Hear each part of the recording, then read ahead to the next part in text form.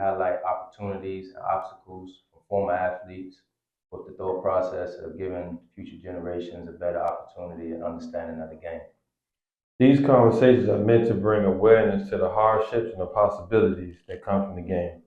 Let's get game related. All right, y'all, we got a special guest here. I'm excited about pretty much all of the episodes, right? But I'm really excited about this one. Got our guy James gets in the building. I've known him, what, 13, 14 years old. You know, we used to play together. He's in here to talk about, man, this man is nominated for all decade team, you know, in Europe, you know. So he got a lot of wisdom to talk about, you know, the game, how it's changed from, you know, when he was in college to now, along with just, you know, his overall view of the game. So welcome to the show. Thank you, man. Appreciate you, Stan. Appreciate you, man. Welcome. All day, man. It's good to see y'all. Yes, sir. It feels good to circle back, man. It's been a minute, It's man. been a long time. It's been a Long time. You know, James is one of the guys that, you know, before we even talked about the podcast, or somebody that I was talking about, man, we gotta get you on here, and it's like, what, 4 years later, we finally doing it. Yeah, right. It's definitely been time in the making, man. Yeah. It's good to see that y'all been able to bring this, you know, full time, and let's get it going. Yeah. Let's get it. All right, so the first question we always ask everybody, you know, I think this is a real good question for you because everybody is always trying to climb to the top, right, and be successful, right? But, you know, as you get there, I think maintaining it is just a whole nother mindset and understanding. You know, what would you say to folks that's trying to keep that success or maintain it? I mean, for one, you got to figure out what success is to you. I think success is different for everybody. As far as basketball players,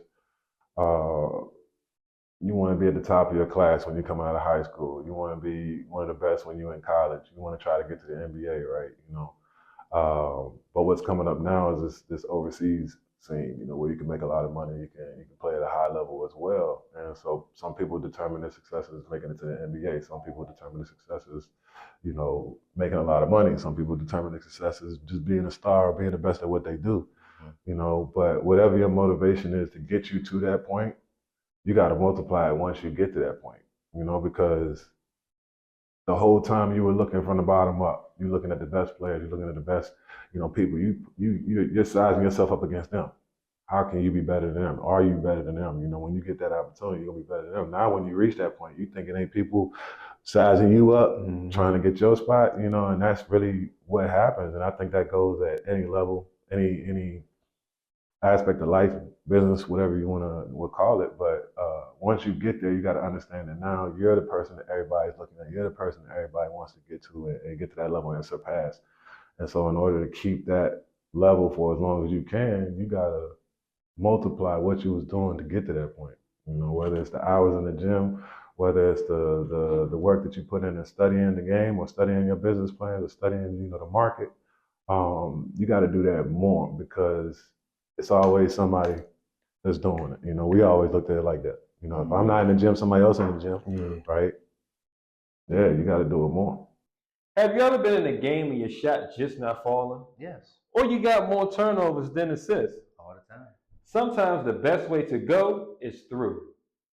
For the Good Therapeutic Services can help you turn a loss into a win.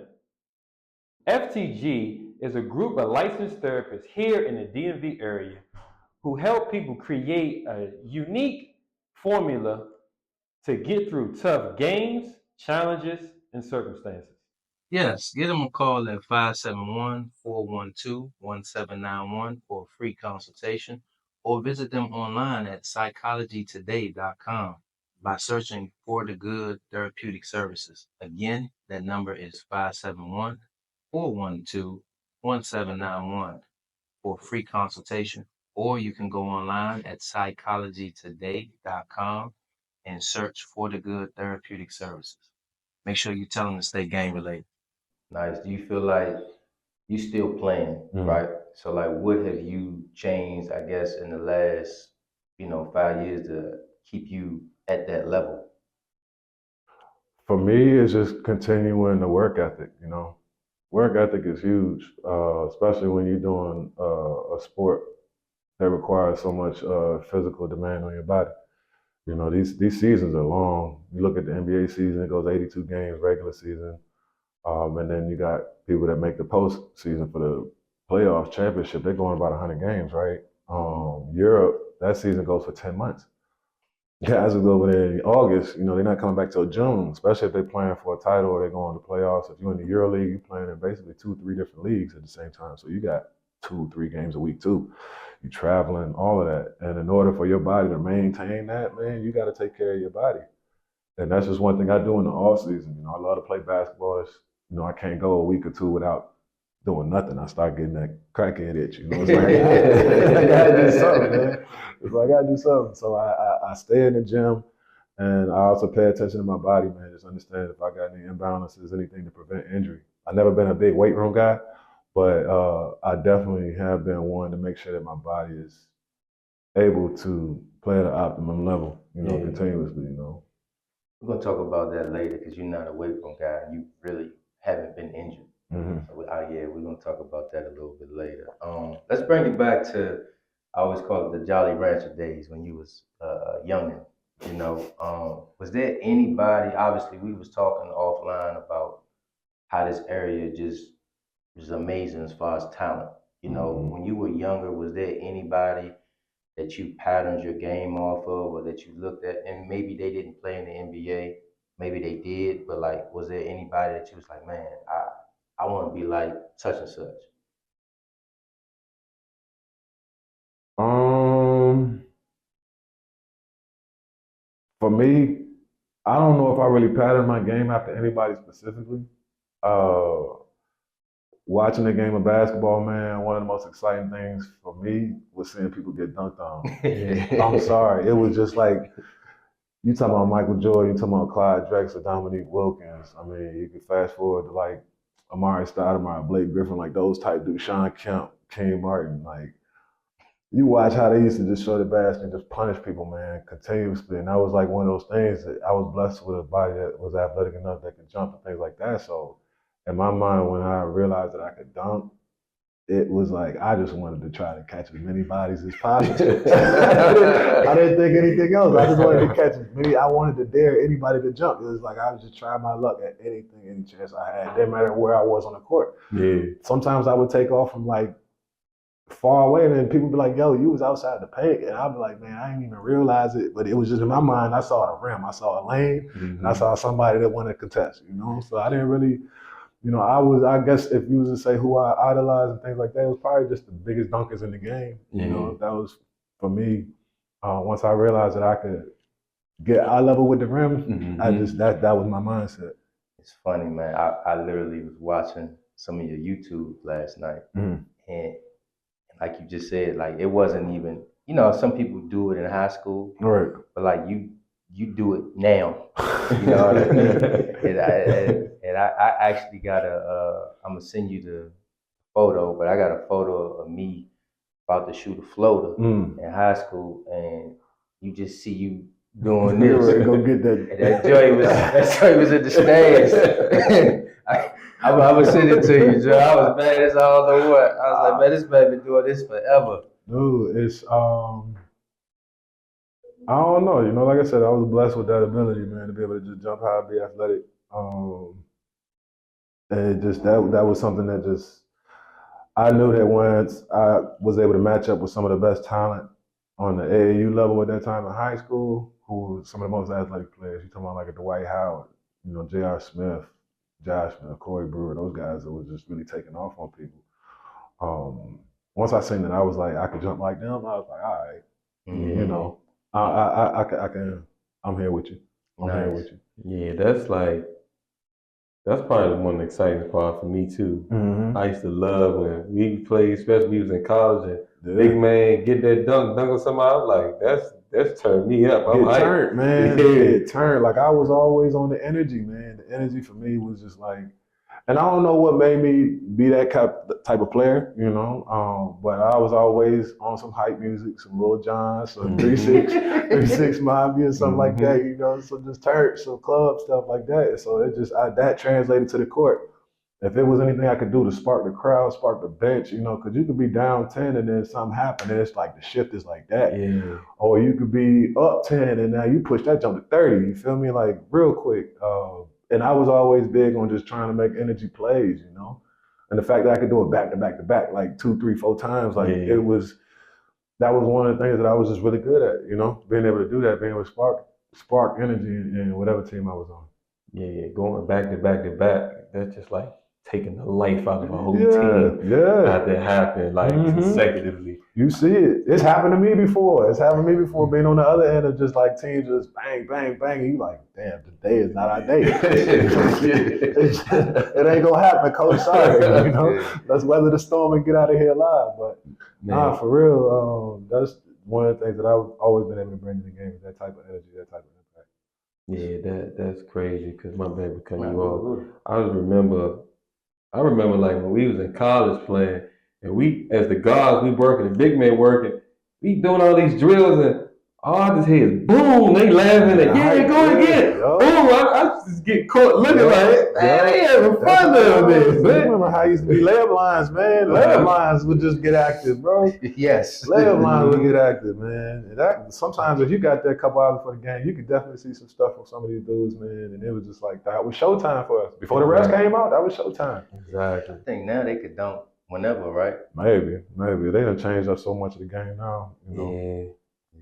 So you kind of alluded on what made you start feeling like you was that guy. What made you choose Maryland? Like obviously when you started playing against everybody, you started getting a lot of attention. What made you pick Maryland? It was a hometown team. They just came off the national championship, you know, with Juan Dixon and them. Chris Wilcox, probably my favorite player that was there, just because of the way he was punishing the rim. You feel me? Yeah. And I had it down to it was Georgetown. I wanted to go to Georgetown. I really wanted to go to Kentucky, man. Virginia, and I think Providence was like my last 5. Okay. Providence had put up a good offer, and you know Ryan Gomes was there at the time. He was killing like biggies. It seemed pretty, you know, dope, you know, to go there. Georgetown at the time, I think Craig Estrick was the coach, which was crazy. Went there and we sat for a meeting, and he was just like, "You can't wear braids, and you can't grow your hair, something like that." That's the white guy. Yeah. It was before JT3 got there. Before they did that. And this is one thing, Mike Sweetney, you know, I would watch him, went to the FCI Center, used to watch him play up there, and Ryan Bowman and them.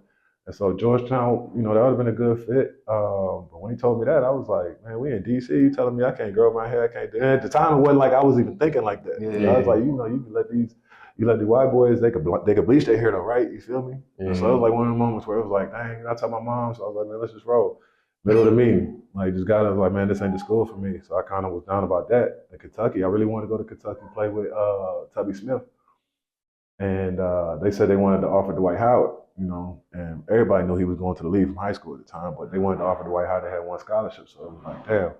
I was kind of down between Maryland. You've been a good fit down in Kentucky with all that running and gunning. I wanted to. I really wanted to play there. Like that joint would have just been dope playing Rap Arena. You know, when you grow up, you hear about the Indiana Hoosiers, you hear about the Kentucky Wildcats. It was just like one of those things. But then Maryland, you know, had came on strong, and then like I said, they just came off the national championship. Dave Williams, you know, he producing players left and right, and it was home. You know, it was just one of those things. And Roger Mason, who was like a big brother to me. Yep, Roger Mason talked to me. You know, he was one of the leading scorers at UVA. You know, I think still to this day, you know, one of the best players to play there. He told me that Maryland would be a great fit for me. You know, it was one of those things where he mentored me into making a good decision and looking at colleges and which way I wanted to go. And after talking to him, it ultimately helped me make the decision to go to Maryland. Nice. Okay, that's good, man. Definitely in Maryland, man. Great career, top, you know, 4 in blocks. 20 in points and top 10 in rebounds. Like from getting there from good counsel, like what's adjustments you think you had to make to your game to be on that top stage? everything was faster. Everything was more intense and everything was faster, you know. Your reads, the timing of the plays and the finishes and things like that. It was just a little bit quicker. Everybody was bigger, I guess.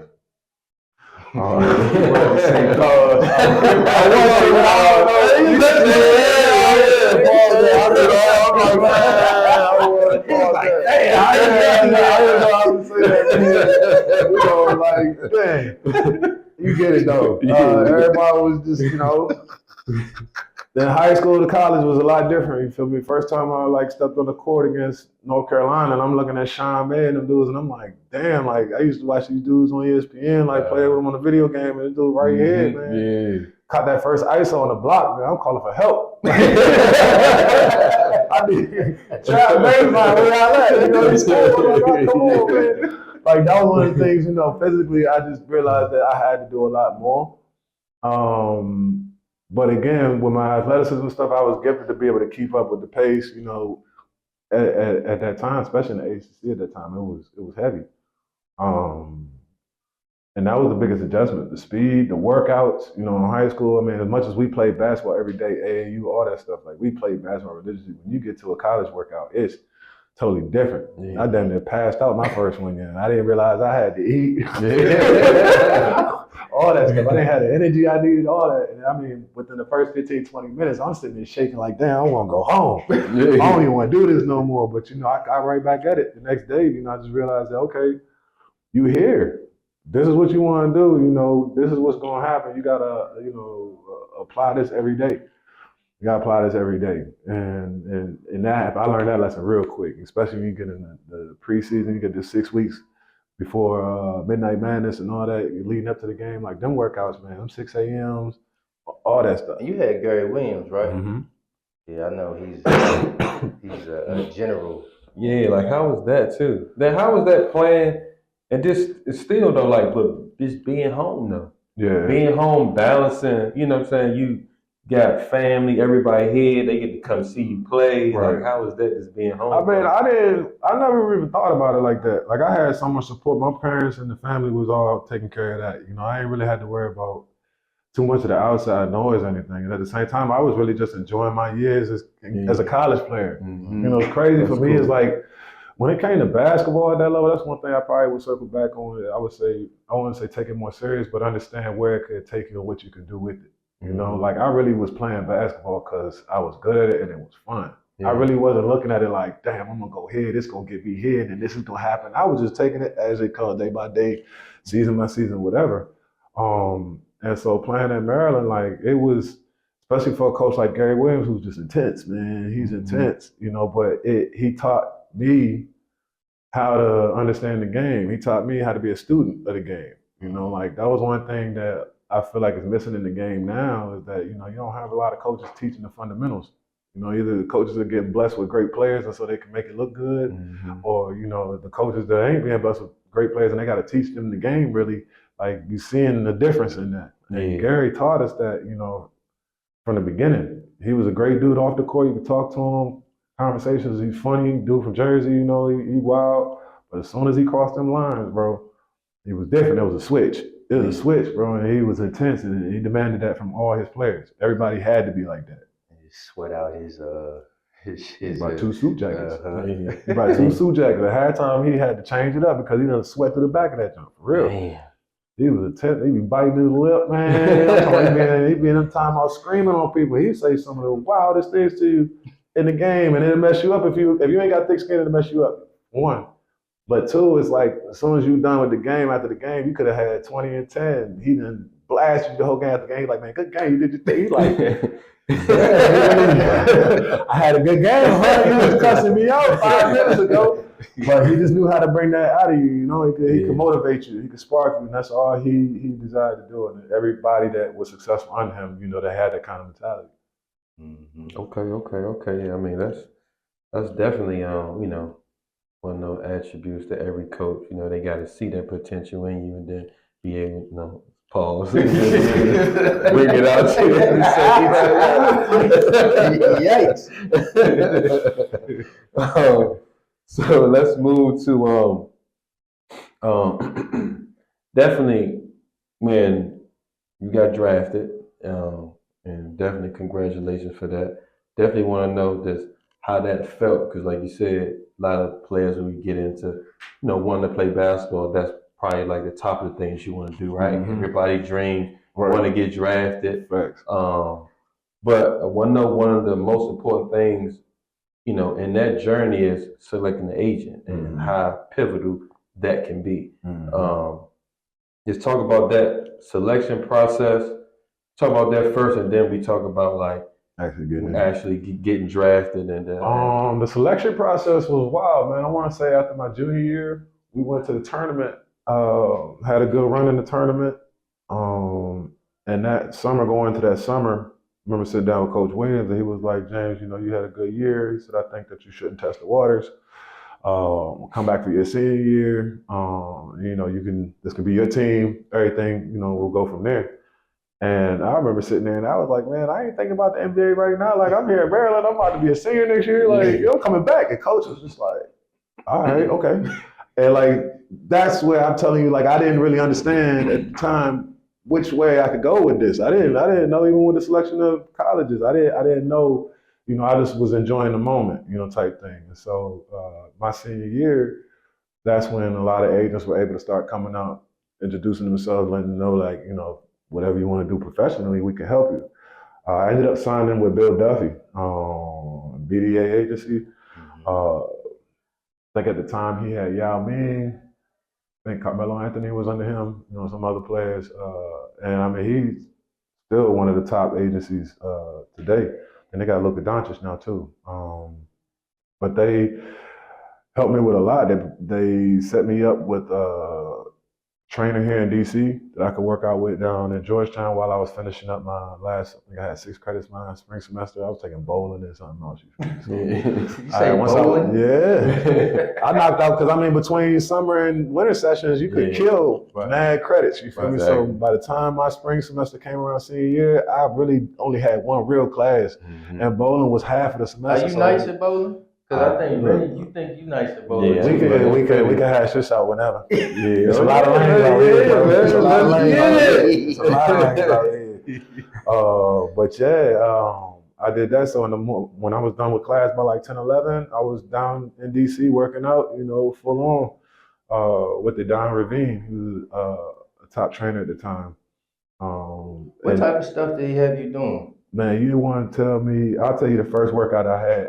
And this is when I knew it was real. Again, like my first time going to Maryland, working out with them, I already passed out type stuff, man. So I get in this workout with dude, and he's like, take off, like go run. And I'm like, run where? Like it's 2 big ass courses we're working on, NBA size course, and he's like, run sideline to sideline, like from this sideline all the way down that wall. He's like 10 times, like up and back is 1. Start off like that. He's like, we're gonna do this 3 times before we start the workout. I'm like, it's like 10 o'clock right now. It's 10 o'clock. All right. And my agent's sitting there like, go on, like, take off. So I go out, I'm running. Man, I'm probably 30 minutes. Done with that. He's like, all right, give me 10. At the time, he was looking at Antoine Jameson, like his float game off the dribble, 1 dribble, float from the lane line. Give me 10 going right, give me 10 going left. I'm talking about by the time I got to 5, like I'm ready to pass out. Like, I'm like, yo, we in the beginning of the workout. Workout just started. He's like, man, you gotta be able to do all this stuff while you're exhausted. He was like, because in the game, you gotta be able to push. And motor is your biggest thing when you're preparing for these NBA teams. It's like you get ready for this draft, they need to see that you got a motor that you can push. Because you working out against 6 other dudes who's doing the same thing, and they being looked at for these draft spots. Only 60 spots. And you working out for these teams, you want to be one of those picks. It was like the first and most important thing is that you got a motor and you can hang for the whole workout. Because he was like, you're going to be going through workout to workout to workout to workout. You got to be able to be in shape. And then after that, it was just shots, ball handling, things like this. Regular workout stuff. But the biggest thing was being in shape. Them 10s in the beginning of the workout was like, yo, that was a wake-up call for me from the beginning. And then once I got a chance, further into the draft, and once I played with San Antonio, I actually got to see the star players like that and what they actually do in their preparation. I understood from the moment that what I was doing back in March was huge, like to prepare me for this, to even be at this moment. Yeah, the workouts were a beast. Nice. Did you stay with Duffy? Is he still your agent? Now he's not. My agent is currently somebody who was working for Bill Duffy. Okay. The way they had their agency set up, they have the NBA, Mm-hmm. thing, and then they had the European thing. And he has an agent that works NBA, which is him, especially when it comes to the big clients. But he has agents in all parts of America: West Coast, East Coast, South, North, and then in Europe, they got it down from Spain, Turkey. He got agents in all these main countries. Where if you're playing there, you're his player. You're taken care of. They got you. Okay. So when I was playing in Greece, the agent that I had that was under him, he ended up starting his own agency, and I branched off with him. Still had a connection with Bill and all that, to this day. But once I realized that I wasn't going back to make that push for the NBA, and I was going to solidify my career in Europe, it was like, I'm cool over here. You got all the connections over here. Yeah. Okay. So talk about kind of like what was the difference from playing in the league and then now when then you overseas and you play. Like how was that transition? Um, for me, when I got drafted, in my mind, I was ready for the league. I was ready for the league. This is my time. I'm in San Antonio. I get to play next to Tim Duncan, Manu, Tony. We on the court, and that's dope. And when the season's about to start, I get that phone call. Pop was like, "We're gonna send you overseas for a year." And I'm like, "What you mean?" Like, went through training camp, not training camp, but summer league, all that preparation right up to training camp. And I'm like, "Yo, I'm ready." You clearly see, like, I'm one of the best players here right now. Young, regardless, I know I can help. And he's like, "Nah, you need more time." He keep telling me, "You need more time. You need to learn the game." And he was like, "Honestly, you're not gonna play this year." He told me just like that, "You're not gonna play, regardless of what I just did, regardless of everything that I felt I could do." He told me I'm not gonna play, and he was like, "The reason you're not gonna play doesn't really have much to do with your ability. It's you got Tim Duncan, you got Theo Ratliff, you got Antonio McDyess, you got Mike Finley had just signed there, Damn. Richard Jefferson had just signed there, Matt Barner was leading the league in 3-point percentage. This is your fours and fives, Yeah. and I'm a rookie." He's like, "I'm gonna come in and play over these dudes right here, six. I'm already seventh man on the bench." In your position. In my position. Yeah.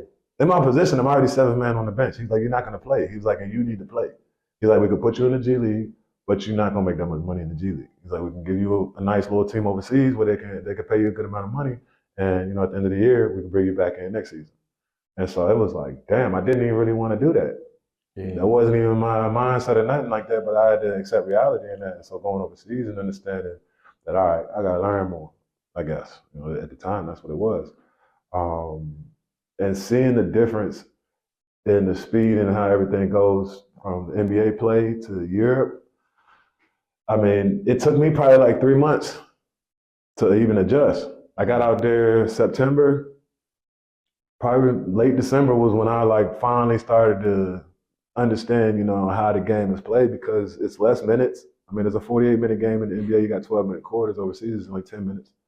And every possession overseas is valuable. Yeah. That's not based on one player getting 20, 30 shots. See, Luka Doncic last night had 73, took 33 shots. You feel me? Like, nobody's taking 33 shots overseas. You might get 15 if you're the star player. You feel me? You might get 15, and that's a lot.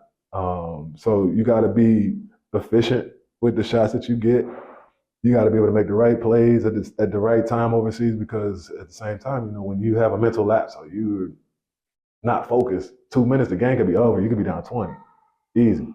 And so all that comes into play when you're playing in Europe as opposed to the NBA. You could be down 20 points. People come back from 20 points all the time. In the fourth with 5 minutes left, 20 points is nothing. Mm-hmm. Overseas, you get down 20, you pretty much packing your bags. Yeah. I mean, you can come back in certain situations, but again, it comes with that focus, and that's one of the biggest things. You don't really see that level of play in the NBA until you get the playoffs with the highest level of basketball, defensive principles, everybody really locked in. Regular season, you don't really see it like that. In Europe, it's from the start of the season to the end of the season. Mm-hmm. Yeah. Question on that. So, was there ever a time where you was like, I want to get back into the NBA? Like you were so successful overseas. It was like, do I even deal with the NBA or because like I felt like you was kind of living like a king overseas. You know what I mean? Yeah, I mean, for a time, San Antonio had my rights for 3 years. Right. So the first year they sent me overseas, I went to Italy.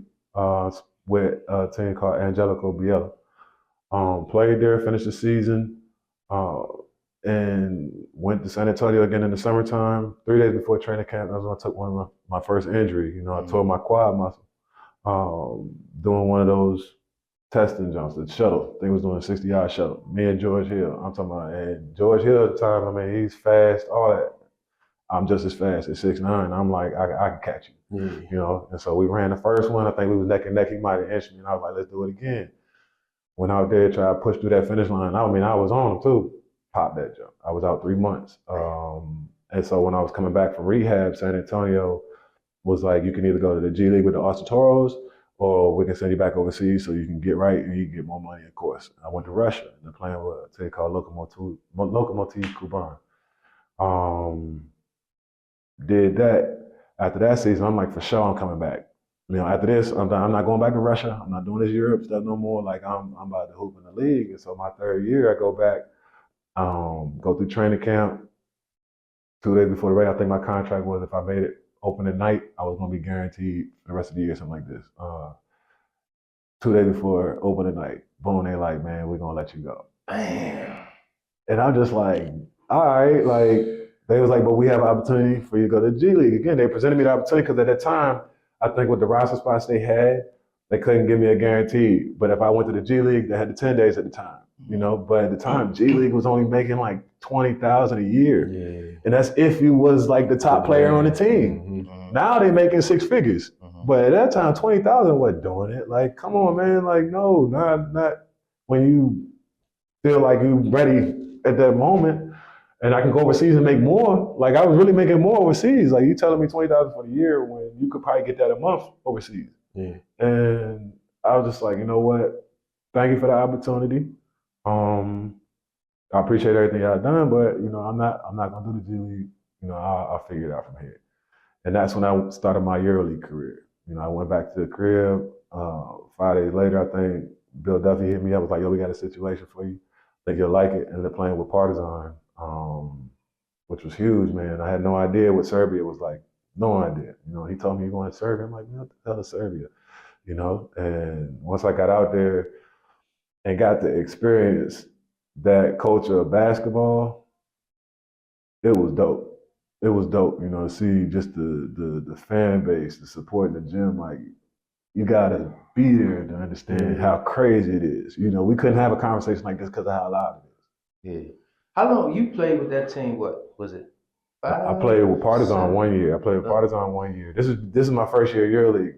Once Okay. I clipped EuroLeague and I Yeah. got into the mix, my fourth year, I made it to Greece and Panathinaikos. Okay, there and I we was go. there 7 years. But my first taste of EuroLeague, like top level basketball after the NBA, was Partizan in Serbia, man. And once I got to taste that type of competition, it was like, I could do this. And at that time, I still was trying to get back to the NBA. It was like, I'm gonna come out here. But when I got released from San Antonio, I was on some like killer mentality. I'm like, I'm killing everybody in front of me because, for one, I belong in the league. Two, I don't belong over here overseas because I feel like all these dudes is trash. That's kind of what I was thinking. Like, I'm not supposed to be over here.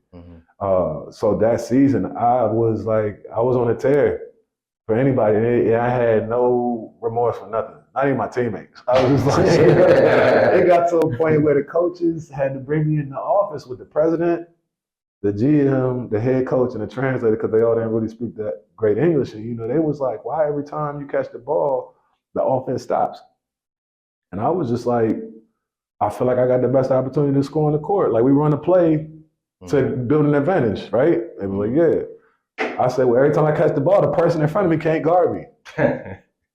I just feel like that. And I mean, this is what's happening. Like, I'm playing like this. We're winning. What's the problem? And I was playing with Jan Vesely at the time, who ended up getting drafted to the Wizards, like number 6 that year. Had a couple dudes on the team that was NBA prospects. And they was just like, you know, we got a good team. And they was like, if you play through your team, you know, we could be much better. We're not telling you that you can't do what you do, but like, let's move a little bit, you know, help everybody else so we all look good. And I was just like, all right. But at the time we was in the EuroLeague, I still wasn't hearing that. I'm trying to get back to the league. That was my whole thing. Killed that season, bro. And this ended up being the NBA lockout year. NBA lockout year, Bill Duffy comes over in like March. You know, we still got 3 months left in the season. He tells me that Denver is interested. They got you on their board, you know, to want to bring you in next season. He said, but we're telling you right now, this is March. He says it's probably gonna be a lockout. And so if there's a lockout, we don't know when the league's gonna start back up. He said, so you're just gonna be at home. You're not gonna have a job. It's not gonna be guaranteed that you're going into Denver because they can't sign a contract during a lockout. You know, he was like, but what we do have is a team in Istanbul, Turkey that want to sign you. Boom, put the contract on the table just like that. He's like, you can sign this now, or we could wait, see what happens in the summertime. If there's a lockout, we'll go through it then. He said, if not, then you know we can try to push the whole Denver issue. So I'm just like, I ain't never seen a contract like this for one. I ain't never seen a contract like this. I'm just like, I'm gonna sign this right here. Man, like that's there. Yeah. I'm signing a 2-year right now. We can get there if they want to do something. I mean, we can figure it out, you know, later. But I'm gonna do this right here. So I ended up signing that and going to Fenerbahce. Play with Fenerbahce that next season. And even then, like, you know, I'm playing in Turkey, you know, feeling like a king out there, you know, living life. I still wanted to get to the NBA, but it was just like, you know, I'm making money right now. Like, more than what I'd be making in the NBA my first year, you know, at that time. Because, I mean, plus you're getting taxed in the NBA. Mm-hmm. That money ain't net. Overseas, your money's net. The team pay your taxes. You sign $500, that's your $500, you know. In the NBA, you sign $500, you might be walking away with $2. After taxes and house and all that other stuff, if that, you know, like you could save a lot more, all that stuff. And so that's kind of where I was starting to feel like I'm gonna try for the NBA, but if the NBA don't work, I'm cool. Yeah, it's all right. I'm cool. I still want to get to the league, but I'm cool right now. I'm not even pushing. If they want you, they gonna come get you. That's why I started telling myself, they want you, they gonna come get you. And then after that, you know, I had to come to a realization. But it was like, damn, I'm saying all these players go to the league, you know what I'm saying? The NBA come get guys from overseas mid-season, buying people out their contracts, you know, whatever. And I'm still over here. Yeah, I'm doing my thing, but I'm still over here. I'm like, what the fuck? Why am I not getting that call? Why am I not getting that opportunity? Every year I was in a contract, I get it. You know, I have read up, signed up with a new team or a new year. And maybe it was the money part, you know, I don't know. But I had to look at myself and say, you know, are you willing to give up this lifestyle where everybody, you walk into a gym, 20, 30,000 people screaming your name. Like you walk around the city, everybody know who you are. I'm like some LeBron shit. No, I'm not trying to be, you know, crazy, but that's how they look at you over there. They idolize, they soccer players and they basketball players, if it's one of those type of countries, they idolize you. You can't go nowhere without taking pictures, signing autographs, all that stuff, like for real.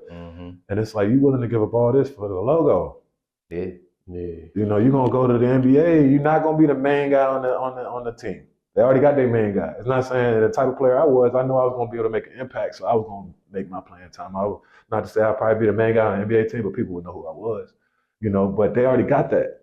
So I'm on the bench, coming here, not playing after playing 30, 40 minutes a game overseas, getting paid. Being like, is that what you really want to do? Yeah. Is that what you want to do? And it's like I really had to say, like, I'm living the dream. Yeah. This is the dream. That's why I said in the beginning with the success thing. You know, it's like define success. You know, like what is success to you? So that's what a lot of people will be getting to that NBA. Some people are cool with sitting on the bench with the logo. And, you know, for me, I want to play. Yeah. I want to play. There's no way I'm gonna be on somebody's team and I'm on the bench and I'm cool with that. Yeah. I want to play. I respect that, man. I swear, I respect that. I understand that. 1,000%. I think we had Phil Goss on episode ago, right? And he mentioned like your first maybe few years is like your resume builder, you know, for overseas, right? And then I feel like when you landed in Greece, I always mispronounce the name of the team. Panathinaikos. Right? Like I feel like that's when you really hit your stride. I mean, like you was nice, but like you hit your stride, and obviously you signed with them for the next 7 years. Yeah, 7 years. You know, like what clicked about them? Like what made that partnership, you know, amazing for y'all? First and foremost, I'm gonna say was the coach at that time. His name was Argyris Pegilakis. His Greek coach didn't really speak good English like that. You know, he had somebody translate everything that he said. But he helped me understand how to elevate my game to be better. And as athletic as I was, as aggressive as I was, and the ability to be able to, you know, impact the games in the way I did, he taught me that, you know, I can, because I command so much attention when I have the ball and things like this, that I can make plays for other people. And it's gonna, basically what Partisan was trying to tell me, he was saying the same thing. Yeah. And when he showed me that me making these plays, me making these reads, opens everything up for me later, it kind of helped me, you know, grow in that manner. And then second, I would say the fans, man, the fans out there, like being in the game where you got, like I said, 20,000 people, 30,000 people, and I mean, it's the whole city behind you. Like in Greece, it's they divided. It's two teams. It's Panathinaikos, it's Olympiacos. You either with one or the other. And no matter where you go, they have their own teams that they like, you know, in the first division as well. But everybody supports these two teams, and when you play for one of them, like the whole country behind you. And so when you play in those arenas, like it's live, bro. It's live. You playing against a Barcelona, you playing against Madrid, you playing against these top teams in Europe where everybody's watching. When you playing everybody in the world outside of that, you get the support from the fans like that, man. You want to play in that. You want to play like that, you know? And so for me, being able to grow as a player and experience that on a level, you know, that's where it clicked for me. That's where it clicked for me, and being able to compete at the highest level outside of the NBA. Like every year we compete for the Final Four, get to the championship, win that yearly trophy. You couldn't beat that. It's like if I'm not gonna be in the NBA, I got to be at this level. Yeah. Yeah. I'm sitting here thinking, like, this is a question we was talking about. If y'all play European rules, right? Do you think some of those teams can beat NBA teams if you're playing by the rules of EuroLeague? If you're playing EuroLeague rules, European rules, No bias, just whatever you feel. I mean, it's happened before. Yeah. It's happened before because I mean, they used to have the preseason games where they would send two of the top European teams to the NBA. For the preseason, they would send two NBA teams to Europe, and they would play like 3-4 games against the top teams in Europe over there. Boston, the year they won the NBA Finals, they went over and played Fenerbahce. Fenerbahce beat them. It was with KG, Rondo, Paul Pierce, all them. They beat them. And granted, the NBA players didn't play the entire game. It's preseason. You're not in full shape. Hey, y'all coming off a championship. You probably really ain't giving a damn about the game. But it happened. OKC played Real Madrid when Luka Doncic was there. Russell Westbrook played. They went to triple overtime. Real Madrid won. You know, and but these are preseason games again. I'm not trying to sit here and say that, but if you really locked in like mid-season with the way a team like Real Madrid is playing right now, if you put them against the Detroit Pistons, bro, yeah, they catch them on the European rules. Even maybe if he played on the NBA rules too, because the type of the game that they play, Real Madrid is up and down. They play that they trying to put 100 points up, you know, and they got players that can do that. So I mean, maybe one or two of the teams could probably play at the NBA level if they play European rules. I mean, we're gonna see this summer with the Olympics. I'm telling you that now. Yeah. International ball is catching up. It's not that lopsided anymore.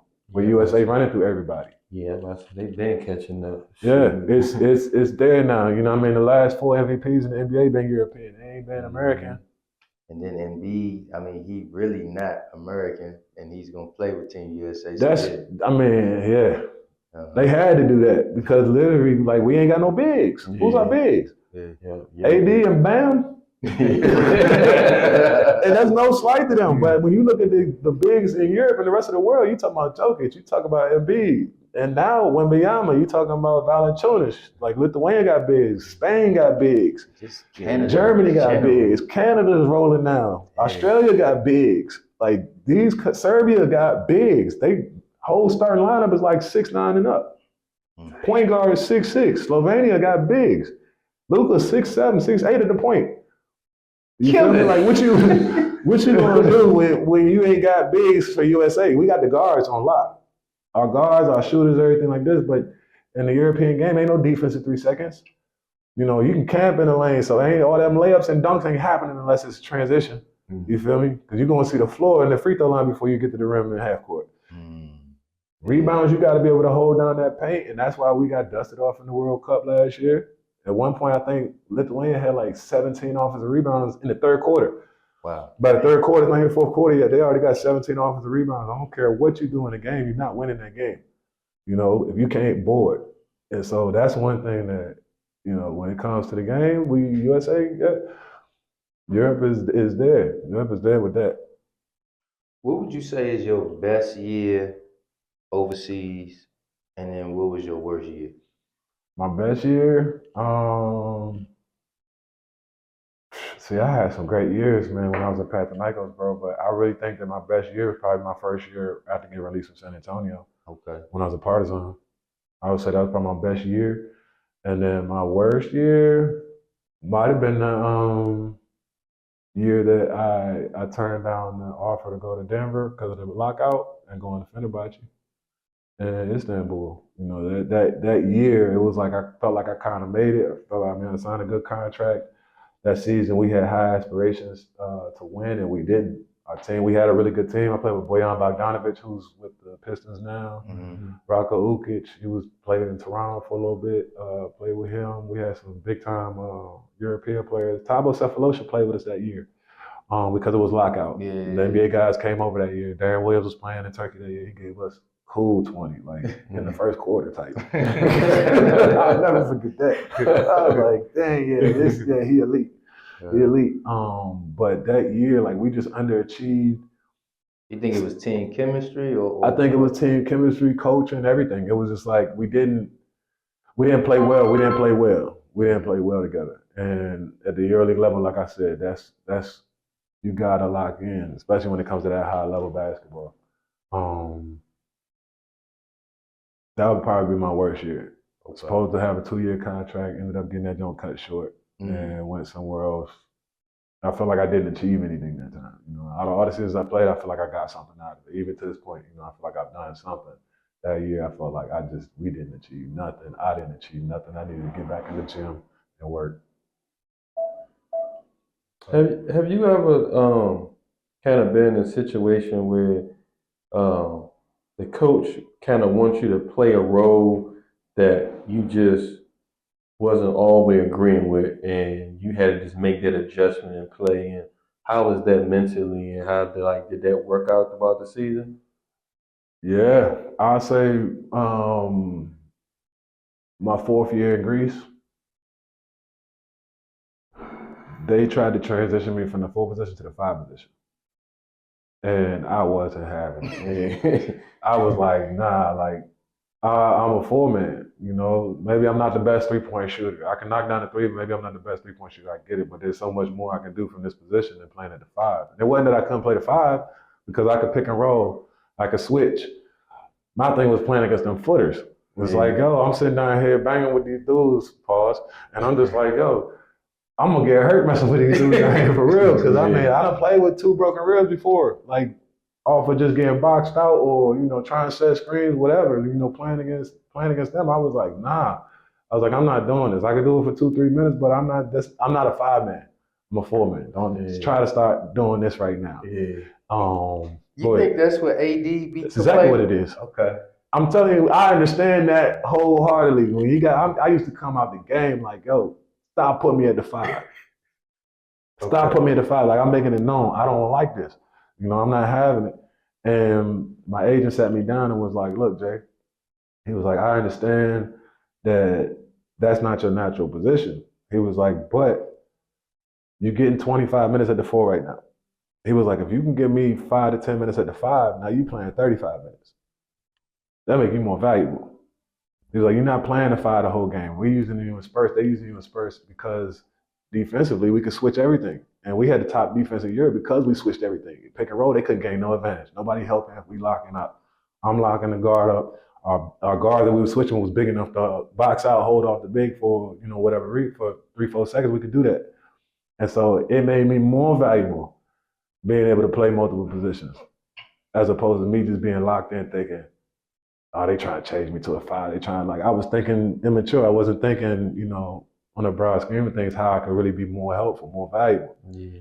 My agent was telling me, like, if you can do this, you can pull this off. You play the 4 and the 5. Imagine what team's gonna say. You know, you could do this for another 4 or 5 years. He was like, why not just accept the role that they asked me? He's like, they're not putting you at the five. You're not the five man. Clearly, you're not the five man. He said, but at the end of the game, them dudes can't be in the game. Mm-hmm. He was like, nah, if you can be on the court in the last 5 minutes because you're at the five and you can switch and you can play pick and roll, you can do this, and y'all winning, he was like, man, we're going to get you more money anyway. And then when he said that, it changed my mentality. But at first, I was not rocking with it, man. I didn't like it. I didn't want to do it. So definitely from having the definitely long career and still playing, how was it balancing like family life and the professional career? Like I know a lot of people, because when we talk to a lot of people, we ask them just how is their overall experience just being overseas, period. And then some of them like, I love it, the travel, and we'll talk about how the countries embrace them and stuff like that. But then we had some people that said like they were lonely, it. they really was missing their family, like being married and having kids and stuff like that. So like how was that? How was that adjustment? It's not easy, man. I've been fortunate enough to be able to have my family travel with me. I had kids. I got 3 kids now, but to have my family travel with me was a huge thing. It got to a point to where before I signed the contract with the team, it was like, can y'all accommodate my family? If y'all can't even accommodate my family, we ain't got nothing to talk about. I'm coming at a hoop, but my kids got to be in school. We need to make sure we got a caretaker, and I need to know if they can, they're gonna be straight when they're here. If not, then I'm gonna go to another situation where they can accommodate the family. Because when you get over there by yourself, man, it ain't enough movies. It ain't enough video games. It ain't enough nights out on the streets. It ain't enough of that that's gonna keep you like cool. You're gonna have those moments where you get lonely. I mean, you go to the gym every day and you coming back home. You going to the gym, you're coming back home. You're not around people that you grew up with. You can't just go to the city and just holler at your family and people like that. Like you see people posting pics back home, Thanksgiving, Christmas, Easter, all the holidays where it's popping, you're not home for that. You making money, you doing what you're doing, but you're not around. You by yourself. It get tough. It do get tough. And so you gotta be able to understand, where you at and keep yourself busy. I would say embrace the culture. Get out, meet people. If you live in one of those countries that we read about in the history books where they got some ancient stuff, go see it. Go check it out, man, and enjoy it. Once you accept it, it becomes easier. But having your family with you definitely helps. It helps because you come home on them days where you had a tough practice or a bad game, man, and you get to see your kids. Ain't nothing better than that. It don't matter what you went through. Right. Your kids gonna make you happy. Wife is gonna make sure you happy. You feel me? Walk in the house feeling good. That's one of the things that it really helps. It really helps because you're thousands of miles away. Low in a whole nother country. You gotta have something that gives you peace of mind. Did your kids learn any other languages just from being over there? Yeah, my daughter picked up on Greek. She picked up on Serbian. She picked up on French. Wow. She started to learn Turkish last year, but a little bit more difficult. But she's had the chance to go to school, like grade school, and learn these languages a little bit. And then my son's not so much.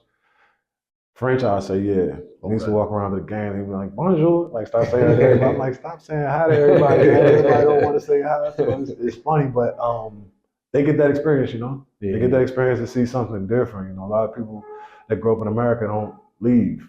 Right. Some of them don't leave the city, some of them don't leave the block, so they only know one thing. But when you see, you get out, you travel the world, you get to experience different cultures, you get to see that the world doesn't just work one way. Yeah. All right, so let's get down to this. We got, 20 seconds left in the game, right? Coach calls your number, right? James, I need a bucket.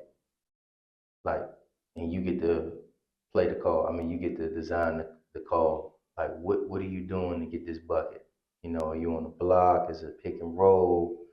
Walk us through how you gonna get that bucket. Y'all down one. Pick and rolls. 20 seconds. It'd probably be better to have like more of an isolation bucket than it would be pick and rolls in that situation. Team switch. Catch. I'll probably catch off the block. if you catch off the block, dribble to the middle. If you cut that middle off, I'm spinning back left. Nobody's stopping that. Whether it's a fadeaway or it's off the glass with the left hand. If I can get to that, that's probably Okay. it's gonna be good money. Cool. Nah, I always laugh, man.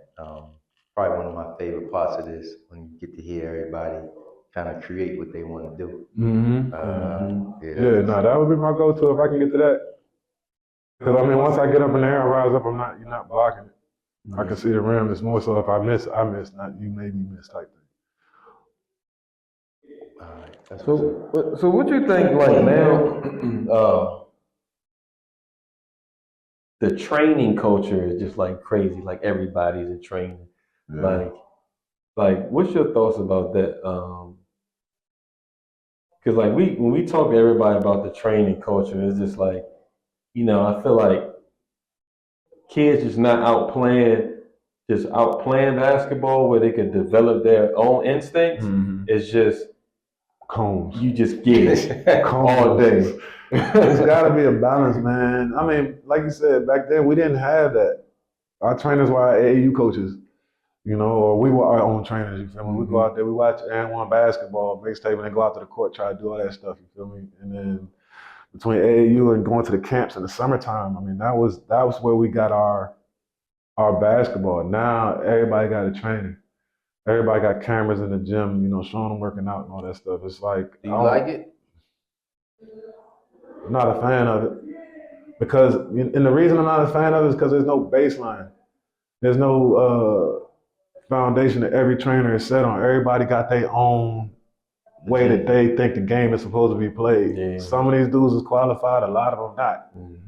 And if these kids this is the grassroots that we building for the next generation. Like we teaching them all this stuff based off cone drills instead of instincts and understanding the game. We're not even teaching basic fundamentals. Exactly. We're teaching how to do tween cross step back threes when you really need to be doing the miking.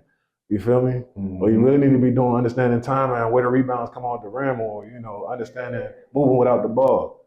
They're not teaching that stuff. They teaching you to be the 50-point player, and everybody ain't the 50-point player.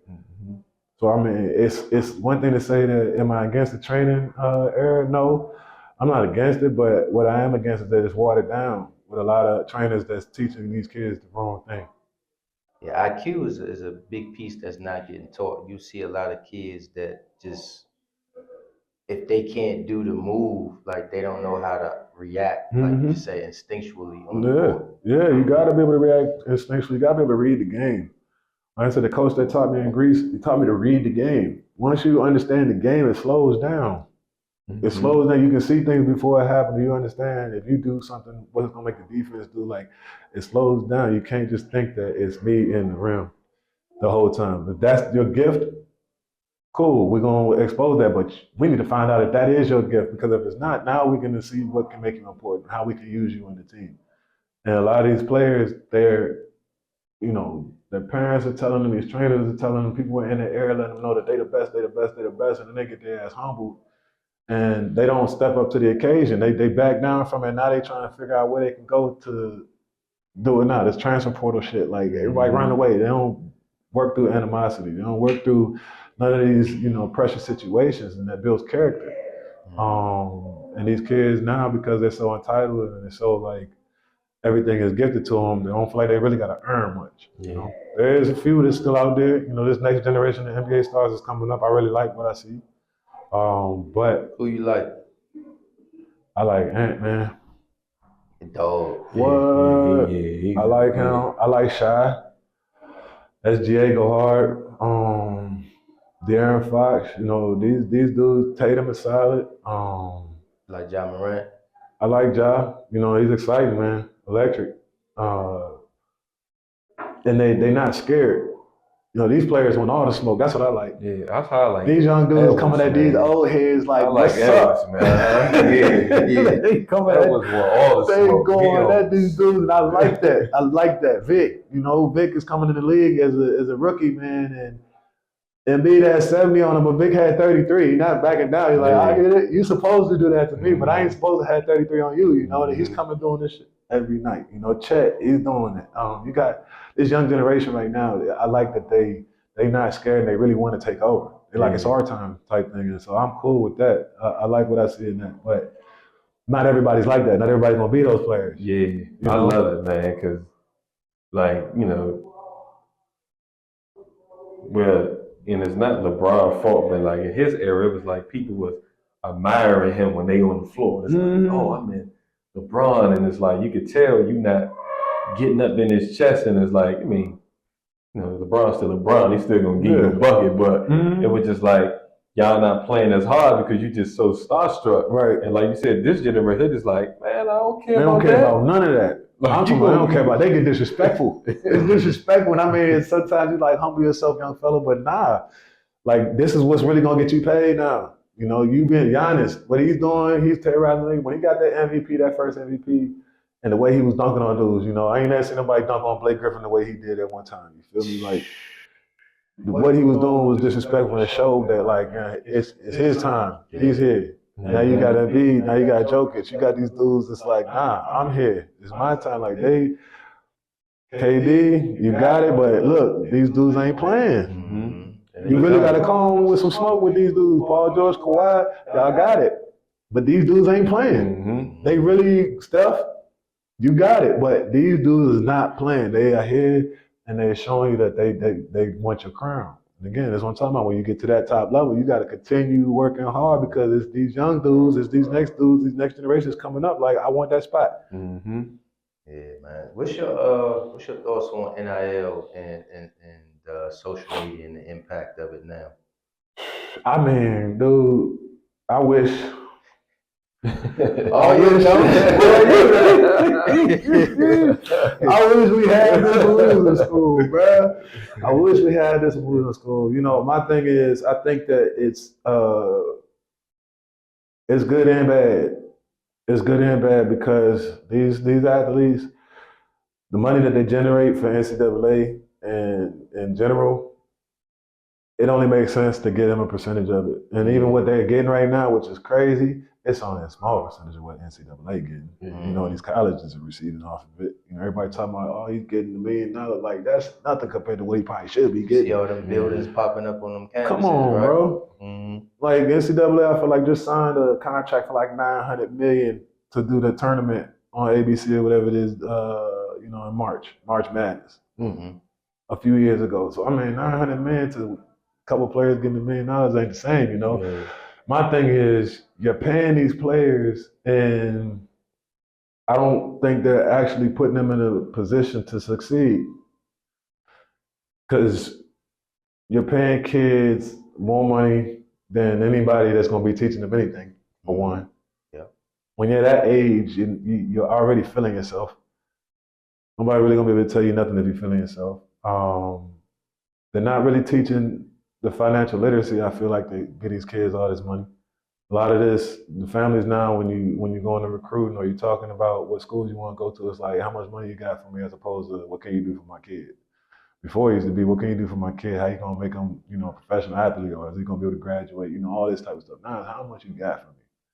So that's already what they think about. They ain't thinking about the rest. You know, if they're not happy, they're gonna bounce, go to the portal, go to another school who's gonna offer them more. Or think about the schools that really can do something for kids. They don't have the money to match up with some of the top dogs in the state. So, I mean, the playing field ain't even fair, you know, right now. I think it's still early. They still got some more breaking down to do to make it so that it actually works. Regulate it. Yeah, regulate it more, because right now it's not a fair playing field. Like NBA teams, they get taxed if they spending over the budget of what other teams could do, right? You know, it's got to be something like that. Because the mid majors is kind of losing on this. Come on, they ain't got the budget. Yeah, and that's how I felt like.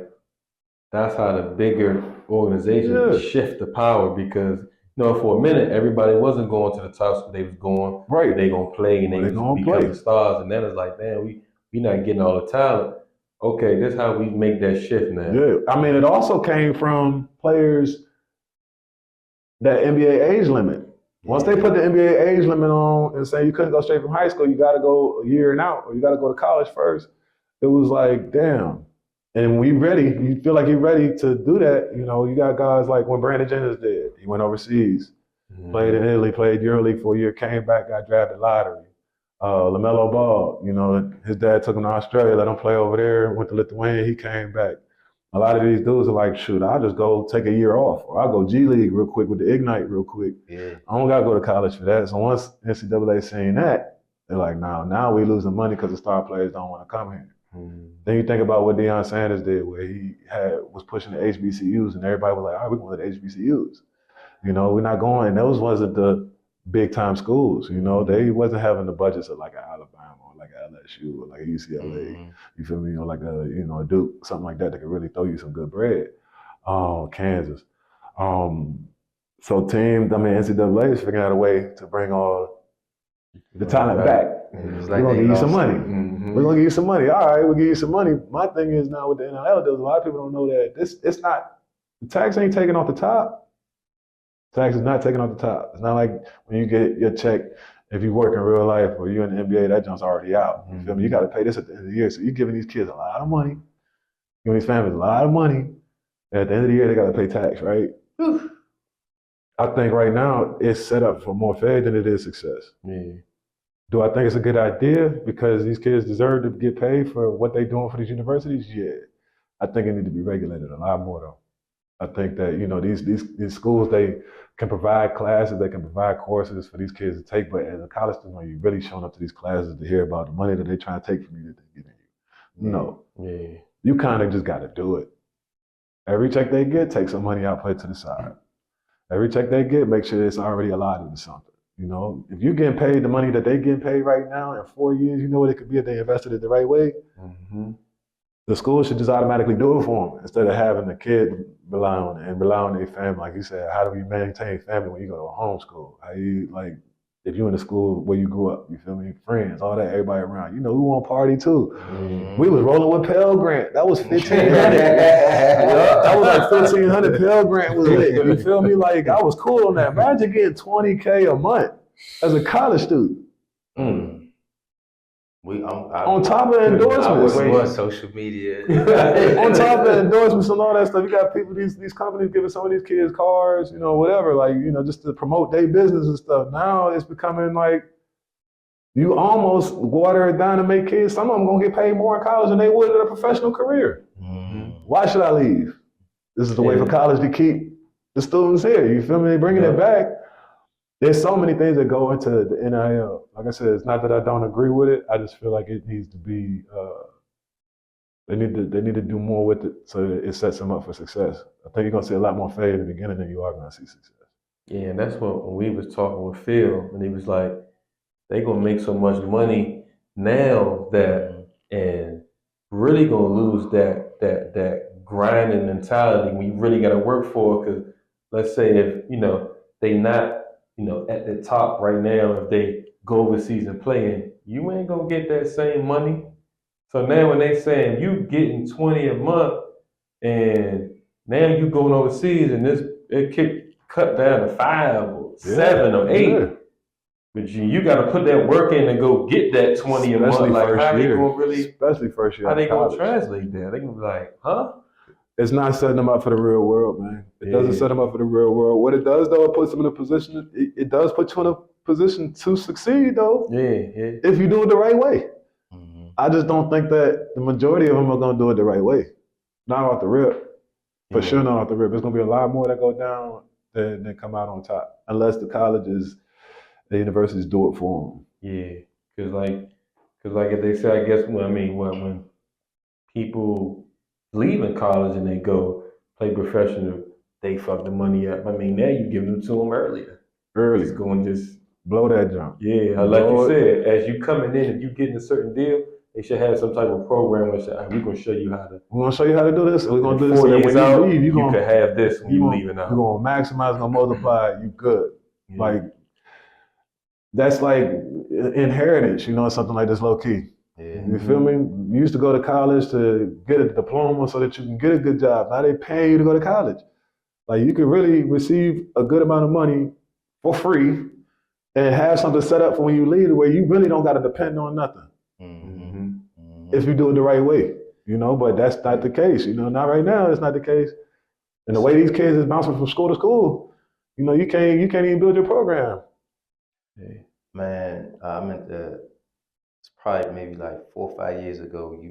You told me about this book called $40 Million Slaves. Mm-hmm. You know, like talk about the impact of that book and how did it change anything from you or I mean, you just start to understand.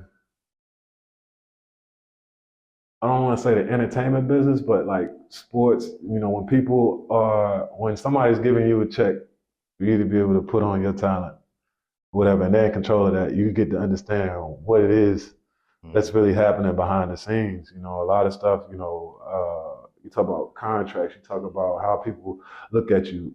You know, there was a team in Lithuania a couple years ago. Team president went online, I mean, and said this in an interview that they couldn't have more than 2 black players on the team because if they do, they tend to gang up. Like the team becomes divided. oh wow. That's like a mentality. They think like this, you know? I'm not saying all Lithuanians are like this, but teams are built like that where they just don't have too many black people on the same team. Wow. You know, I've been in teams where it's not just about black and white, but it's like Americans and Europeans. Mm-hmm. It's like you come out in the court in the beginning of practice, all the Europeans are on one side, all the Americans on the other side. And it wasn't never meant to be like that. It's just like, you know, we speak English, they speaking whatever they speaking. You know, I don't have a problem going down there and shoot with them, but it's like division. So they try to set teams up and build teams to be a certain way. And if you don't fit within that formula of what they're trying to do, then unless you're the type of player where you demand that, like they're gonna easily get you out of there, bring somebody else in there, will adjust to that type of stuff, you know? And when it comes to that, like when you got somebody that's in control of your check, in control of you eating, like you gotta kind of do a lot of what they ask you to do in order to keep receiving that money. Mm-hmm. But if you're in a position where you can go to college, get an NIL deal, roll out of college with $500,000 already in the bank, who are you depending on? You're not depending on nobody. You can kind of do your own thing, and if you still want to hoop or you still want to do this, you can do it, but you still got something to fall back on in the back end. That $40 Million Slave book, I mean, when it comes to contracting, you see how it can get dirty behind the scenes. A lot of that stuff is because they control the narrative. People that's paying you control the narrative, man. And if you still want to continue to get paid at a high level, like you're going to have to maintain a certain image. You're going to have to do, as they say, and continue to walk that line. Yeah, man, they always say, man, if you allow them to feed you, you allow them to starve you too. It happens. I mean, when COVID happened, that was one of the realest things, you know, because the whole world shut down. Jobs stopped. People didn't really know what to do. You know, if life was going to turn back to the same, like people was really in their houses, not coming out, you feel me? And during that time, it gave everybody an opportunity to understand, like, I got to do something where I can, for one, this money can keep coming in, but two, where I'm not dependent on this job that I got right now because this is the only way I'm paying shit. I got to have multiple streams of income. I got to figure this out. I got to figure out a trade to figure out something where I can provide for my own. You know, once, for the people that did understand that during that COVID, that lockdown for that year, you know, they probably doing a lot better now as the people that were locked down and still depending on whatever that solid income was. Mm-hmm. Mm-hmm. All right, man, we got a game we play. It's called Either Or. Mm. All right. Kind of like Drink Champs. You know, you pick one or both. Yeah, we don't got no consequences to it right now. We'll figure that out. Huh. All right, so we got Good Counsel or University of Maryland. University of Maryland. Okay. All right, carry out food or do they got like the gyros or what is it over there? Yeah, which one? I gotta go with a gyro, man. Oh A man. real gyro, not one of them Jones from like the Marathon Deli down here. I'm talking about a real Greek gyro. They call them euros. A real Greek gyro, I'll take that all day. And I love me some wings and mumbo sauce. You feel me? But nah, Okay. Greek gyro all day. All right. Grievous Vasquez or Steve Blake. Both. Okay. I'm gonna change this one up now that I know who you like. Terrence Morris or Chris Wilcox. I'm gonna go with Chris Wilcox, man. Okay. Motivation or passion? Both. Okay. Athleticism or skill set? Both. All right. Sean Kemp or Dominique Wilkins? I gotta go with Nick on this one. Okay. All right. I love the ring, man, but I gotta go with Nick. All right. Marcus Camby or Kenyon Martin? Kenyon Martin. Hey, that was quick. Okay, Okay. Martin. Okay. Stoudemire, Blake Griffin? Amari. Okay. KG or Tim Duncan?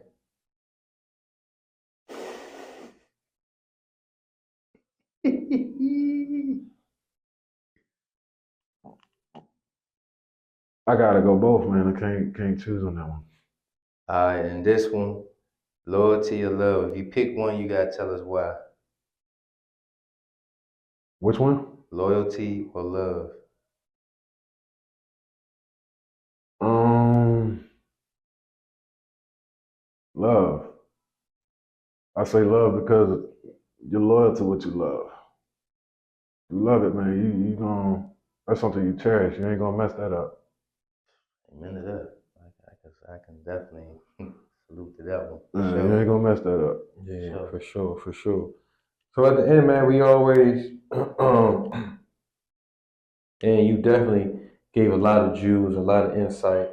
Um, but we always ask at the end, just your final advice that you want to give to parents and the youth that want to get into basketball, want to take it as a career. What would you want to like to just? Um, I'll say to the parents,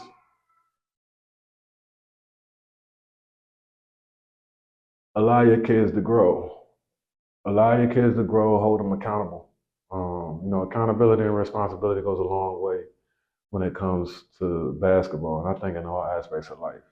Uh, Someone who maintains responsibility, that means you can depend on them. Someone who's accountable means that they mess up, they can take it on the chin. They're coachable. They understand criticism. Constructive criticism, whatever it may be. And you're going to run into that in every aspect of life, but basketball at every level, you're going to have to deal with that. And for the players that aren't responsible, the players that can't take accountability, the players that aren't coachable, it stems from how their parents, raised them and allow them to grow within the game. So for the parents, I say let your kids grow. To the kids, I say um, enjoy it. Love it. If you love it, again, it's something that you're really gonna, take pride in doing. It's not gonna be easy. It's never gonna be easy. If it was easy, everybody would do it. So it's one of those things that you're gonna test. It's gonna test you. It's gonna put you in positions where you wake up in the mornings or sometimes in the night. You're gonna be thinking like, do I want to do this anymore? I don't really want to do this no more. And it's one of those things that you gotta love it. You gotta love it, and if you love it, you're willing to put the work in and put the hours in to master whatever it is you're trying to do, whether it's basketball. They say what to master something takes like 10,000 hours, right? Mm-hmm. 10,000 hours. You do something for 10,000 hours, you're probably gonna be a master at it. You're gonna know everything that you need to do about it, whether that's work, whether that's basketball. So if it's basketball or whatever you decide to get into, I would say love it, enjoy it. Because then you don't look at it as work. You look at it as something that you love to do. All right, All right, man. cool, That's man. awesome, man. Look, man, we want to thank you for coming on the show. We No doubt, appreciate no doubt, you. no This doubt, was for awesome. sure. No doubt. Appreciate y'all. Dropped for a sure. lot of gems, and say, man, good luck to you. I think you probably getting out of here probably in the next week or so. Hopefully soon. Yeah, definitely in some negotiations right now, trying to get back to playing. Fortunately, took a little small injury early on, but I'm back now. All right, man. Hopefully y'all tune in to next week. All right, stay game related.